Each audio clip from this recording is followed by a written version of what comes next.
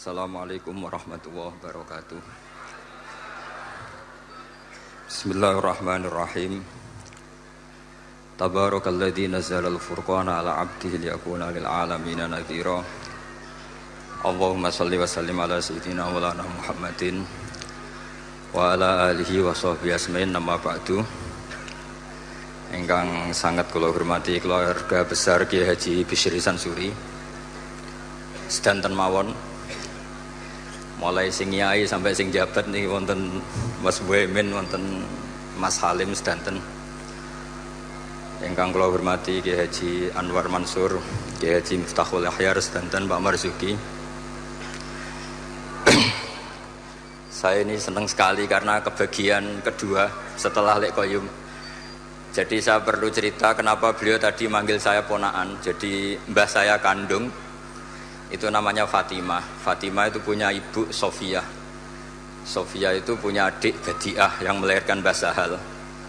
Mbah Sahal punya Mbak Yu namanya Muzayanah, di Garwa Kiai Mansur melahirkan Gus Koyum. Jadi saya dengan beliau itu kacek sak tokoh, sehingga saya manggil beliau itu Pak Lek. Terus sudah seharusnya beliau dulu baru saya, karena beliau tadi sudah serius, saya akan yang santai-santai saja. Tadi saya tanya Gus nih, pertama minta saya di Rembang itu, saya tadi memang baru sholat sebetulnya, saya sholat ya ingin sholat saja, tapi pas baru salam sudah disuruh ngadeg. Ini kayaknya agak-agak sopan, tapi ya sudah, ini sudah takdir saya ini. Saya itu bikin aturan yang boleh ngundang saya itu pernah sepuh. Ternyata yang pernah sepuh itu banyak. Ini ada Pak Marzuki yang sangat kecewa dengan saya karena ngundang saya tidak mau. Tapi sebetulnya karena saya ini fanatik fikih. Saya ini punya pondok, punya ibu. Jadi yang bisa menggugurkan kewajiban saya itu harus yang lebih sepuh. Jadi orang yang kalah sepuh dengan saya ngundang itu sudah haram. Jadi ini bukan keangkuhan ini, tapi ya memang aturannya seperti itu. Jadi konstitusinya seperti itu. Terus kenapa saya tanya sama Gus ini, apa Mbah Bisri Sansuri punya karangan? Karena saya tidak biasa khol, kemudian tidak punya naskah yang dikholi. Saya punya karya banyak tentang Ahli Sunnah wal Jamaah yang dikarang Mbah Hashim, yang dikarang Mbah Ali Maksum, termasuk yang dikarang Kiai Sal Mahfud Lirboyo. Meskipun saya tidak punya karangan detail, tapi guru saya Kiai Haji Maimun Zubair itu alumni Lirboyo, sehingga saya tahu banyak mazhab Bakarim. Dari sekian mazhab Bakarim yang saya paling suka itu nggak pernah merujukkan domir. Jadi santri sarang kalau pas nggak bisa merujukkan domir, ya wadhalika te mengkono iku lahu kedhe mengkono gitu. Alasannya anut Bakarim gitu. Ini ada Kiai Anwar ini saksinya. Kata Mbah Karim, ad-domir fid domir, famal lam ya'rifid domir falaysa lahu domir. Jadi domir itu ada di hati, yang nggak punya hati yang nggak tahu domir. Dan itu nyata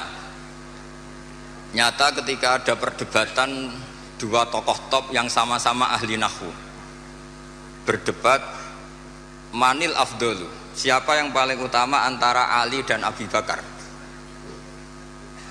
Rupanya itu ada penengah yang ahli domir. Mungkin karena ngajinya di Lirboyo, jadi ahli domir. Debat.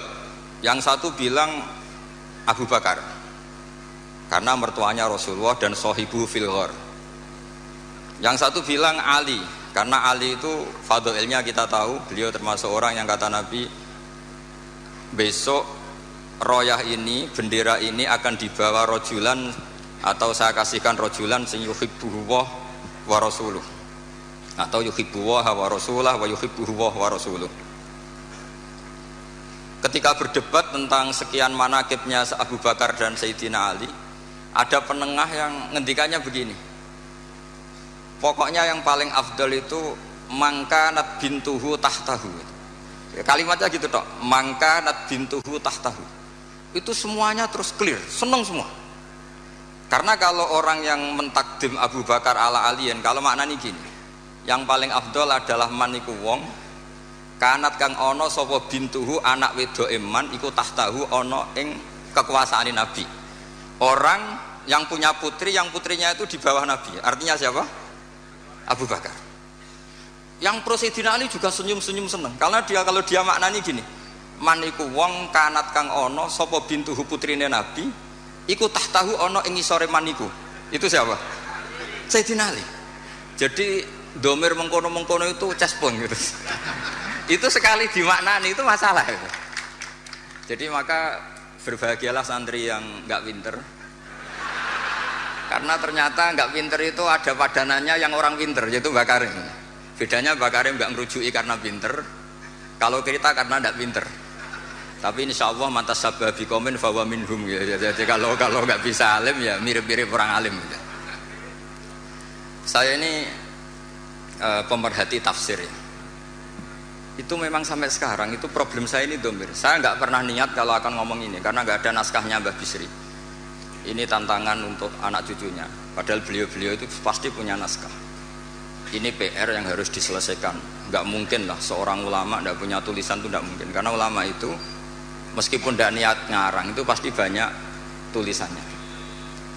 Saya yang tidak cucu Mbah Hasyim Asari itu punya tulisan tangan Mbah Hasyim. Karena ketika mengijazahkan Sahih Muslim sama buyut saya Mbah kelima. Jadi buyut-buyut saya dengan Pak Said dengan Lek Koyum itu sama-sama turunan Kudus. Saya ini paling muda, jadi kira-kira kalau saya manggil Pak Said itu ya pernah Mbah. Kalau manggil Gus Koyum pernah Lek. Makanya saya sampai sekarang ngajar di Kudus, di pondok Kudus paling sepuh. Namanya Ki Soleh bin Asnawi Sepuh. Dulu beliau gurunya Mbah Soleh Darat. Mbah Soleh Darat dulu pernah ngaji di Mbah Soleh bin Asnawi Sepuh. Kemudian punya anak namanya Maksum punya anak namanya Hafsah. Lah Hafsah ini yang punya anak Sofia, terus Badiah dan seterusnya. Yang dari turunan Kudus. Saya mau cerita, domir itu harus dikaji. Kalau sekiranya tidak mungkin, maka harus membuang. Saya cerita ini karena saya tahu di biografi Kiai Bisri Sansuri, beliau pernah istifadah sama Syekh Bakir Jogja, termasuk sama Syekh Mahfud Termas, sama beberapa mas saya dari Yaman seperti Said Al-Yamani. Dan saya dari sekian itu banyak yang punya naskahnya. Di antara seni ya, seninya ulama Indonesia adalah makhtutot atau catatan apa saja itu dikaji dan kemudian diteliti, kemudian diaplikasikan di Indonesia dengan alasan muqtadal hal. Sehingga dalam bahsul masail itu kadang ya agak jorok, tapi jorok yang baik. Maka saya pernah bahsul masail dulu di Pondok Sarang. Ini nggak boleh ditiru oleh anak-anak. Bagaimana hukumnya desainer pakaian yang mendesain celana pendek untuk perempuan? Itu semua mengatakan haram karena gara-gara desain itu perempuan kemudian tidak pakai maxi, tidak pakai celana karena memang desainnya untuk langsung dipakai tanpa pakai maxi atau pakai celana. Ada yang bilang tidak haram. Bagaimanapun celana pendek itu berkontribusi ikut menutup aurat. Artinya dia tetap menyumbangkan nutup aurat. Hanya tidak usah sampean bayangkan, wah kalau haram ya dilepas ya jangan gitu. Itu kan masalah. Jadi fikih itu kadang ya agak-agak kacau. Kita mau bilang haram nyatanya memberi kontribusi ikut nutup aurat, mau bilang halal dengan desain seperti itu perempuan masih menampakkan apa? Aurat. Jadi debat fikih itu kadang ya tidak mutu. Tapi dari tidak mutu itu ya kemudian tetap melahirkan kecerdasan dan itu termasuk yang dibicarakan Syekh Mahfud namanya taskhidun nazar, orang menjadi cerdas. Saya pernah baca di Nailul Ma'mul, ini sekaligus senam otak untuk anak-anak Denanyar. Ini bukan ngetes kiai tapi ngetes anak-anak. Nanti kalau ini disalahkan Kiai Miftah atau Yai Anwar ya saya langsung taslim karena saya pasti samina wa ta'na. Tapi kayaknya enggak. Karena saya baca, saya ini ngerpek di Syekh Mahfud. Kalau sama nyalakan saya, nyalakan Syekh Mahfud. Syekh Mahfud itu gurunya Kiai Bisri Sansuri. Ada fardul masalah begini. Saya ulang lagi, ada fardul masalah begini. Ada orang jatuh dari atas. Ini kata Syekh Mahfud. Kemudian menimpa ini, hadirin ini kan banyak, nggak bisa dipiakin, tertimpa orang. Pertanyaannya adalah, orang yang jatuh itu harus pindah apa tetap di situ? Kalau dia pindah menimpa orang lain, kalau tetap di situ membahayakan orang yang ditimpa. Pilihannya pindah apa tetap di situ? Ada yang menjawab harus pindah. Karena yang ditimpa sudah lama ini bahaya, lama-lama bisa mati, apalagi kalau yang jatuh gendut. Terus ada yang bilang nggak usah pindah, karena jatuh itu tanpa ikhtiar, sehingga dia jatuh tidak dosa. Kalau dia pindah, artinya ikhtiarnya sendiri, maka harus nggak usah pindah. Tapi terus ada pertanyaan lagi, kecuali yang dijatuhi itu Nabi, sekelilingnya ada Nabi itu harus pindah karena kalah kelas. Tapi dibantah lagi, nggak mungkin ada Nabi lagi karena Nabi Muhammad sudah Nabi akhir zaman. Kayaknya akan kalah. Ternyata ini nggak mau kalah, nggak, masih ada Nabi Isa. Kata. Jadi terus kata saya Mahfud, wahada mimalato ilatahta, sebetulnya ini tidak ada faedahnya. Cuma jadi taskhidun nazar, orang menjadi cerdas.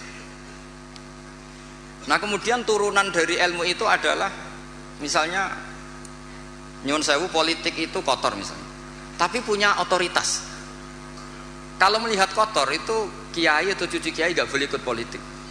Tapi kalau melihat punya otoritas, kalau itu kepegang orang fasik atau orang yang sama sekali nggak punya peduli halal haram, itu lebih bahaya. Kamu milih melihat kotornya apa melihat berebut otoritasnya? Itu menjadi. Karena kalau misalnya yang punya otoritas itu orang-orang yang suka maksiat, tentu nanti ada perda-perda yang menguntungkan tempat-tempat apa? Maksiat. Nah itu akhirnya turunan dari logika yang terbangun itu banyak. Termasuk misalnya uzlah. Uzlah itu kata Imam Ghazali halal ketika orang sudah banyak sering maksiat. Khina la ya'manul jalisu jalisahu, sehingga orang setiap kemana saja pasti dosa. Kalau nggak ngerasani orang yang gosip dan sebagainya. Lalu pertanyaannya, ketika orang sembunyi sendiri di atas gunung, itu uzlah meninggalkan dosa apa meninggalkan kewajiban? Kalau Anda tidak mau jabat, itu nggak mau dosa apa nggak mau tanggung jawab atas keberlangsungan Indonesia? Sampean milih mana? Kalau Mas Muhammad sudah milih ikut terlibat karena sudah jabat, maka menurut saya ini barokah. Jadi yang jabat ya anggap saja Islami karena ingin pegang otoritas, yang nggak jabat ya Islami, anggap saja menghindari syubhat. Akhirnya yang Islami siapa Gus? Ya semuanya, ini barokahnya Islam karena menyediakan semua itu yang disebut ilmu usulul fikih. Dan siapapun yang bersanad sampai Syekh Mahfud termasuk Mbah Bisri itu pasti ahli usul fikih. Kiai Sahal bisa ngarang Thariqatul Fusul itu karena pernah ngaji sama Mbah Zubair. Mbah Zubair bisa alim seperti itu diantaranya pernah ngaji Kiai Fakih Mas Kumambang. Kiai Fakih bisa seperti itu tentu sanadnya sampai ke Syekh Mahfud At-Turmusi. Ada yang baca At-Tarmasi. Masalah At-Turmusi At-Tarmasi itu Mbah Zubair, gurunya abahnya Mbah Mun sekaligus gurunya, itu punya guyonan ajamiyun fasna bihi masyita. Jadi kalau nama itu ajam, lakukan apa sekehendak kamu. Makanya kalau orang itu baca ya Turmudi, ada yang baca apa? Tarmidhi, ada yang baca apa umumnya apa? Tarmidhi tahir dulu, Tarmidhi, Turmudi, Tirmidhi. Kalau Istakhri, Ustukhri, Istakhri. Yang repot, saya itu setiap ngajar di sarang itu bingung karena murid yang datang itu kadang sorokan sama saya, Ali Sibro Milisi apa Mulasi? Kalau kayak sini baca apa? Mulasi apa Milisi? Ada yang baca Sibro Mulasi, yang satu baca Sibro Milisi, kok kayak milisi Taliban katanya. Itu di karangannya Mbah Zubair disebut ajamiyun fasna bihi masyita. Itu dari awal nama ajam, maka terserah kamu bacanya apa. Sehingga kita yang tahu Syekh Mahfud itu orang Termas, kita baca At-Turmusi. Yang satu tetap baca apa? At-Tarmasi. Ini saya cerita ilmu. Jadi ilmu usul fikih itu ilmu yang menyediakan logika. Logika yang terbangun itu adalah kemudian menjadi produk hukum. Makanya ketika Imam Ghazali cerita di kitab saya, ini insya Allah halaman 19, tapi di kitab saya tidak tahu di kitab sampean mungkin beda cetakan atau beda punya tidak punya, atau sama-sama punya beda baca dan tidak baca, saya tidak tahu karena perbedaan itu bisa macam-macam. Orang-orang yang uzlah itu akhirnya didatangi. Taraktum ummata Muhammadin sallallahu alaihi wasallam fi aidil mubtadi'ah. Saya masih ingat kalimatnya seperti itu. wahai para orang yang uzlah, kamu sebetulnya meninggalkan umatnya Rasulullah Shallallahu Alaihi Wasallam fi aidil mubtadi'ah, di tangan orang-orang yang bidah. Jadi tidak dianggap menghindari dosa, tapi dianggap menghindari tanggung jawab. Sehingga saya ini punya bapak namanya Kiai Nur Salim. Beliau ngaji sama Mbah Dolah dulu khatamnya Quran. Mbah Dolah adalah bin Abdus Salam. Abdus Salam ini juga yang termasuk gurunya Ki Bisri Sansuri. Jadi saya dibolak-balik sanadnya juga akan ketemu sama sanad yang dipakai Ki Bisri Sansuri. Sampai juga nanti ketemu di Nabi Adam lah, kalau nggak ketemu semua ya di Nabi Adam. Pasti nanti ketemu juga sanad-sanad keilmuan. Bapak itu kalau ada orang terlalu istiqomah imam masjid sampai tua itu ngeritik. Saya dulu ya iskal, Pak, bukankah itu istiqomah? Kata bapak gini, iku istiqomah apa mau digenti wong liya katanya. jadi orang itu akhirnya berlatih berpikir. Tapi kalau ada santri sopan gitu nggak mau ngimami, nggak mau jadi pengurus masjid, itu tawadhu karena masih ada yang sepuh. Iku tawadhu apa mau tanggung jawab. Sehingga semenjak itu saya terus berpikir terus begini. Makanya seperti saya di sini itu sopan apa tidak sopan saya tidak tahu. Kalau melihat saya di atas sampai di bawah saya ini tidak sopan. Sampean kan lebih sepuh.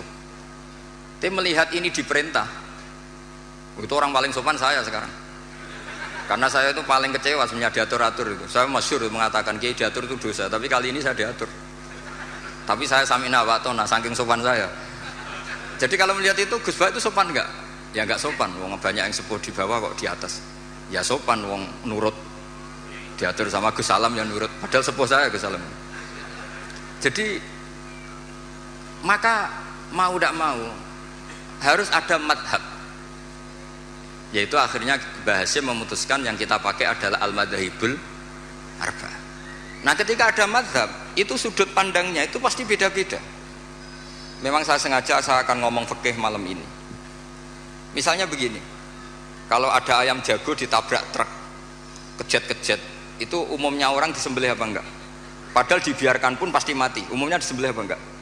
Disembelih. Itu karena nganggep halal apa eman karena jago? Eman. Coba kalau ayam kecil, meskipun kejet-kejet, orang bisa berdebat, kepiting itu halal apa haram, berdebat. Tapi kalau yuyu nggak berdebat, kan ndak eman, haram nggak apa-apa, kecil aja kan gitu. Sehingga debat menyangkut kepiting itu sampai sekarang nggak selesai. Mbah Mun itu termasuk guru yang mengharamkan, tapi banyak guru saya menghalalkan. Karena kenapa kok khilaf? Karena itu kepiting besar. Tapi yuyu itu sepakat haram. Karena kecil. Suatu saat kalau yuyu ini besar pasti ada khilafnya gitu. Karena eman gitu. Nah, saya itu pernah ditanya sama orang, Pak Sada jagonya kelindes truk itu di kampung saya. Saya pas lewat pakai motor, Gus ini halal apa haram? Sudah kejet-kejet. Saya bilang ya sudahlah untuk kamu halal kata saya. Lama-lama orang ini sekali ini Gus Pak gimana? Ngomong hukum kok seenaknya. Datang ke rumah saya. Itu andekan tidak saya sembelih pun pasti mati. Terus saya bacakan kitab Sawi itu. Kata Imam Malik, yang namanya kejet-kejet itu tetap punya nyawa, sehingga penyembelian ini tetap berfungsi menghilangkan nyawa. Itu sudah cukup dikatakan dzabhu, menyembelih. Tapi cara mazhab Syafi'i dia tidak punya hayatun mustaqirrah, sehingga kalau dibiarkan pasti mati langsung, maka nggak boleh disembelih. Karena dia tidak langsung mati, ini hanya proses prosedur saja. Memang pantasnya mati kejet-kejet sih gitu aja kira-kira gitu. Tapi hakikatnya sudah apa? Mati. Sehingga ulama itu selalu berdebat. Dan perdebatan ulama itu setelah diangen-angen memang sama-sama masuk akal. Saya punya sekian cerita ya tentang perdebatan, termasuk kitab yang tadi disebut Lek Qayyum itu, kitab Khilyatul Auliya. Karena kenapa saya sering baca kitab itu? Memang syaratnya jadi wali itu harus pernah baca kitab Khilyatul Auliya. Jadi kalau sampean belum pernah baca berarti nggak mungkin jadi wali. Sudah tak jamin itu nggak mungkin. Imam Ghazali sealim itu termasuk barokahnya kitab Khilyatul Auliya, masyhur itu. Fit tasawuf beliau ngiduk kitab Kutil Qulub, fil fikhi beliau ngiduk kitab Nihayatul Matlab fi Diriyatil Madzhab karangannya Imam Haromen. Tapi kalau fi manaqibil akhyar beliau ngiduk kitab Khilyatul Auliya wa Tabaqatul Aswa, itu terang-terangan beliau ngendikan di juz 4 wa alaika bimutalaati kitab Khilyatil Auliya. Karena beliau memang pengagum kitab Khilyatul Auliya di bab manaqibul akhyar. Itu di bab manaqibul akhyar itu ada sekian perdebatan, dan perdebatan itu melahirkan satu kecerdasan, yaitu tadi saya berkali-kali cerita ada sekian contoh yang orang itu akan ngeper setelah ada logika kebalikannya. Saya beri sekian contoh. Ketika malaikat Israel datang ke Nabi Ibrahim mau mencabut nyawanya, itu Ibrahim marah-marah, Israel kamu salah. Kenapa?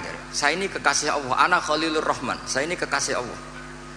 Wahal ra'aita khalilan yumitu khalilah, masa kekasih membunuh yang dikasih? Ini tidak benar, logika ini tidak benar. Karena Israel gak biasa Basul Masail, gak pernah ikut Basul Masail di BW Jawa Timur yang Bapak Marzuki itu, datang ke Allah, ya Allah, logika ini kata Nabi Ibrahim gak benar. Karena wahal ra'aita khalilan yumitu khalilah.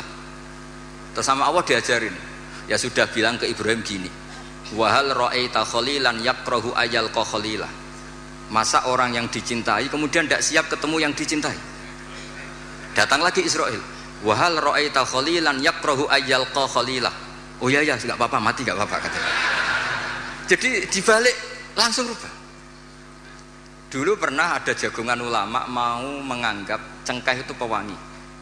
Alasannya kue-kue tar dikasih cengkeh, maka cengkeh kategorinya pewangi. Artinya apa efek hukumnya? Kalau orang ikhram rokok berarti wajib bayar dam karena pakai pewangi, yaitu cengkeh. Karena roti tar dikasih cengkeh, terus beberapa wedang cengdem juga dikasih apa? Kemudian ada ulama yang ngendikan kalau gitu orang Jumatan kesunatan rokok, karena orang Jumatan disunatkan pakai wewangian. Langsung kebar, wah tidak jadi. Jadi itu usul fikih. Sehingga katanya fikih nakal, tidak apa-apa, ini nakal yang Islami. Saya memang termasuk orang yang kata Gus Rizal Lirboyo diberi gelar Gus Doktoral Honoris Causa Cangkem Elek katanya itu. Saya ini sebetulnya bangga dengan gelar itu karena itu cara sahabat melindungi Rasulullah SAW. Jadi saya sengawur-ngawur saya ini masih punya sanad. Dulu ada orang Bedui datang ke Nabi, ya Muhammad, jika kamu Nabi, fa'akhbirni amma fi batni naqati, fa'akhbirni amma fi batni naqati. Jika kamu Rasulullah sing idda'aita, kamu ngeklaim tahu barang gaib, coba yang di kandungan perut unta saya itu lelaki apa perempuan, isinya apa aja? Itu Nabi kan mangkel, masa Nabi kok ditakoi isi kandungan apa? Terus kata sahabat datang, ini sanad, kalau boleh dikatakan sanad Cangkem Elek, kalau boleh dikatakan sanad. Itu kata sahabat tadi langsung, namanya Salamah bin, ada yang baca Salmah bin Salamah namanya. Nazauta alaiha fakanat laka minha sakhlatun. Kamu yang ngangkangi, itu ada anak kamu. Saking mangkelnya Rasulullah kok ditanya gitu. Enggak, kamu enggak usah tanya Rasulullah, tanya saya. Oh iya ya, di dalamnya ada apa? Ono anakmu kata.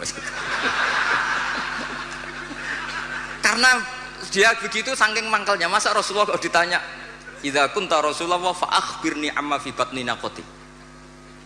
Jadi kadang orang itu mau tidak mau ya, nggak ada pilihan. Orang wiridan ditanyakan syaratnya apa, salaman sama sekelilingnya ditanyakan syaratnya apa. Salaman tuh nggak ada syaratnya, hadisnya nggak sahih. Tapi orang nyalain HP nggak perlu sanad. Habis salam langsung ke toilet nggak perlu. Sebenarnya harus ditanyakan, nyalain HP setelah salam itu ada hadisnya nggak? Ke toilet setelah salam ada hadisnya nggak ditanyakan. Tapi kalau salaman ditanyakan, mau tidak mau kita jawab gimana? Ya jawabnya tadi, kalau semuanya butuh sanad, berarti kalau HP kamu matikan setelah salam kamu nyalakan harus pakai apa? Sanad. Kira-kira punya apa enggak? Enggak punya kan? Oh itu sanadnya umum bahwa Nabi boleh melakukan sesuatu yang maslahat. Memangnya salaman enggak maslahat? Jadi saya contohkan yang ketiga, ini sekaligus yang terakhir, ini masih banyak kiai. Karena saya memang nggak bisa pidato depan umum, nggak bisa, nggak memaksa bisa, memang nggak bisa juga nggak bakat. Dan yang undang saya kalau kalah sepuh itu mengharam karena tadi, karena saya meninggalkan kewajiban tadi, kewajiban saya sebagai kiai di rumah. Saya ini kiai induk loh di rumah, itu bukan sombong, memang saya kiai induk. Bapak saya sudah meninggal, jadi bukan karena kualitasnya, memang mau tidak mau. Mubah misalnya. Banyak pakar usuliyin yang mengatakan hukum itu diantaranya ada yang bernama mubah. Mubah itu boleh dilakukan, boleh ditinggalkan. Tapi kemudian itu ada masalah, yaitu Ketika mubah dilakukan, ini monggo marhaban wa sahlan, ini beneran, ini Gus Ali Darawuh. Ini beliau teman bapak saya. Jadi, monggo. Saya ulang lagi, mubah itu secara definisi kan boleh dilakukan, boleh ditinggalkan. Tapi ada logika yang mengatakan begini. Misalnya saya jagungan sama Gus Salam, malam ini semalaman sama Gus Salam cangkruk. Itu mubah apa wajib? Kata ulama itu wajib. Itsma min mubahin illa wa yatahaqqaqu bihi tarku haramimma. Karena setiap orang melakukan mubah pasti saat itu meninggalkan keharaman. Saya asik di Denanyar, jagungan sama Gus-Gus Denanyar. Artinya saya tidak dugem, tidak ke tempat-tempat maksiat. Sekarang meninggalkan maksiat itu mubah apa wajib? Wajib. Berarti jagungan wajib. Kan terus jadi aneh. Itu fikih. Akhirnya orang mendefinisikan diulang. Wal mubah min haitsu dzatu. Mubah dipandang definisi secara mubah. Tapi kalau dipandang dari efek hukum mubah itu bisa wajib, bisa haram. Saat ini ibu Anda harus diperiksakan di rumah sakit. Anda jagongan, maka haram karena kategorinya tarkul wajib. Tapi kalau melihat sekarang kamu tidak dugem, ngaji seperti ini kan sunnah. Tapi barokahnya ngaji seperti ini Anda tidak melihat maksiat. Berarti ngaji ini sunnah apa wajib? Wajib, karena tarkul maksiat. Akhirnya orang terus mikir. Ternyata sudut pandang, dan itu Syekh Mahfud senang sekali. Kata Syekh Mahfud, apapun gharibnya mas'alatun gharibah, bahkan aghrab, itu harus dibicarakan karena itu melatih tashhidun nazar, untuk mencerdaskan pikir. Makanya banyak wali yang dalam cerita wali itu, ada wali itu karena sholat shaf awal. Kita tahu shaf awal fadilahnya kayak apa. Tapi ada wali itu jadi wali karena kalau sholat itu di shaf akhir. Ketika ketemu di forum wali, dua wali ini, loh kamu kok jadi wali? Bukankah kamu kalau sholat di shaf akhir? Iya. Kenapa kamu tetap jadi wali? Saya tuh malu ketemu Allah di depan, kayak paling suci saja. Dan kebetulan wali ini idola saya, ya saya akhirnya kalau sholat ya sering di belakang gitu. Kira-kira seperti itu. Jadi ya saya kira demikian. Assalamualaikum warahmatullahi wabarakatuh.